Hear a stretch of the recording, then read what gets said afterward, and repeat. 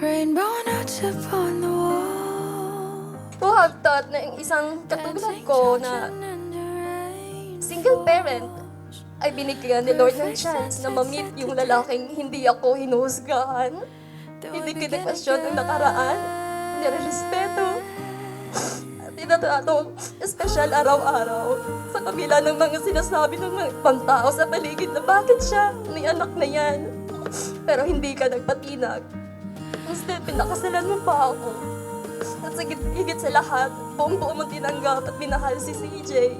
Tinratong parang tunay mong anak. Kaya sobrang nagpapasalamat ako kay Lord.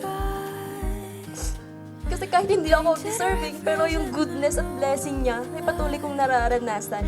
Moving pictures say the words of a story that begins. I'll hold your hand and wipe your tears. We'll laugh until we run out of here.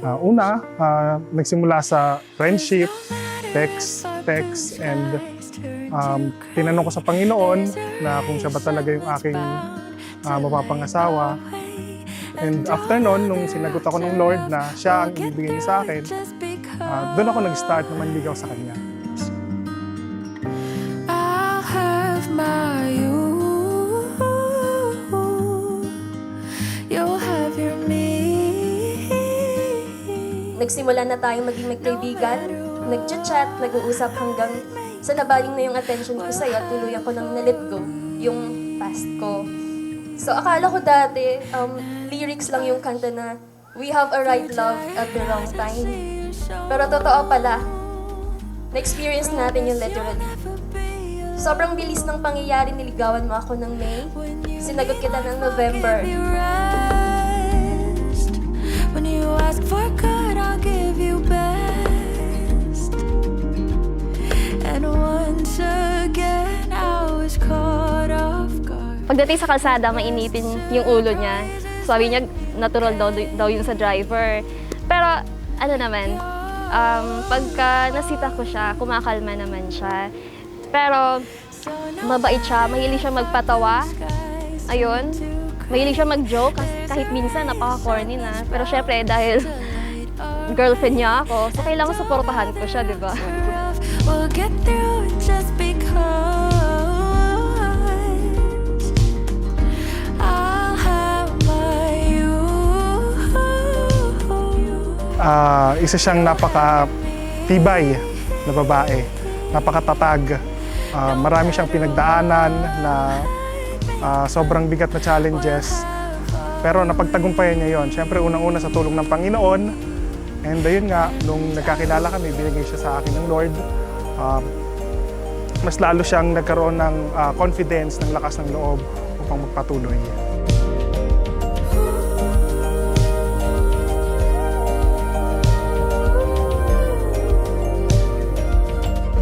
This is it, nandito na tayo. So, I hope na kung ano yung pinakita mo sa akin nung mag-girlfriend and boyfriend pa lang tayo ay mas pa pag naging mag-asawa na tayo.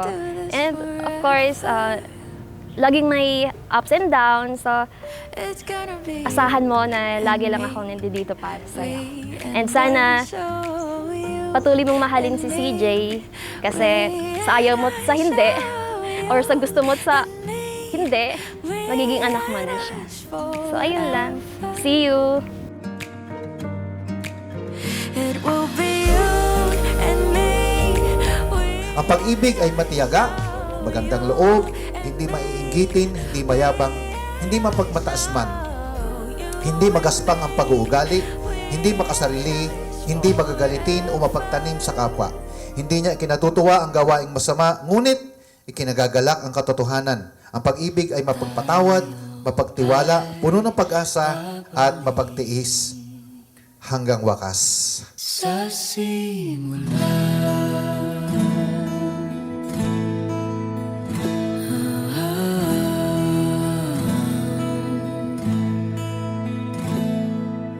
But the Lord says, two are better than one because they have a good reward for their labor. For if they fall, the one will lift up his fellow. But woe to him that is alone when he falls. For he has not another to help him up. Huwag mangamba, ang pag-ibig ating punla. So November 2022, nag-propose ka na. At ngayon, sa harapan ng pamilya natin, kaibigan, churchmate, at mga leaders, at higit sa lahat, sa harapan ni Lord, ay ikakasal na tayo.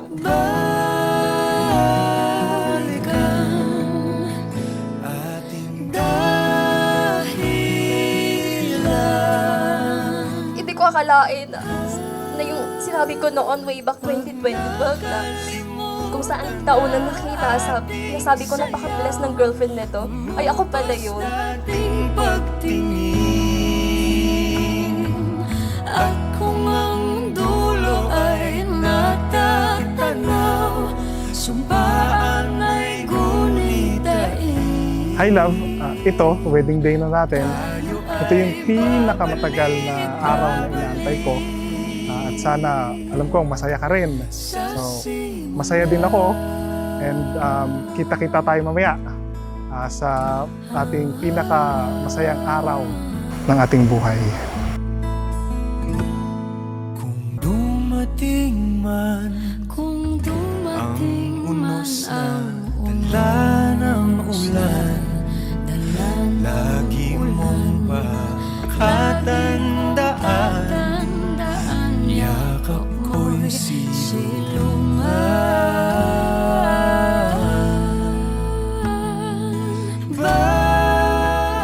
Lastly, I promise to never take your love for granted. I will always choose to love you kahit sa mga araw na hindi ka kamahal-mahal. I will always make time for us and to remind you of my love every day.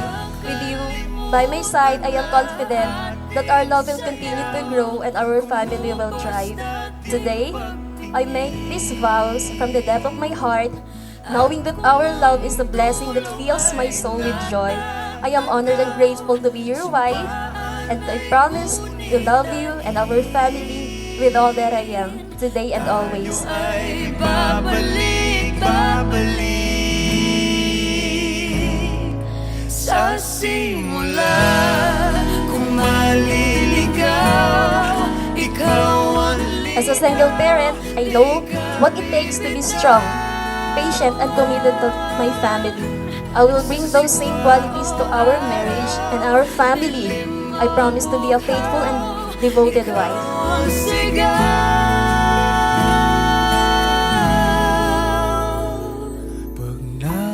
Love, ano mang maging hamon sa ating buhay, pangako ko sa iyo, magkasama nating haharapin ang lahat ng ito at sabay natin itong malalagpasan dahil alam natin na nariyan ang ating Diyos na siyang sentro ng ating relasyon simula pa nung una.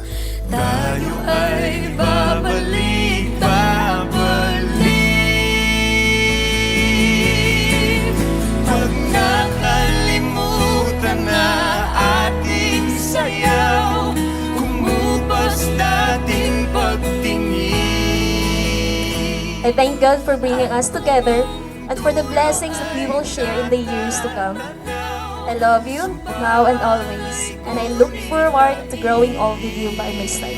And I seal these vows with the most precious blood of Jesus. And I know lahat ng ito ay magagawa ko by His grace alone. All glory to God. I love you, Lord.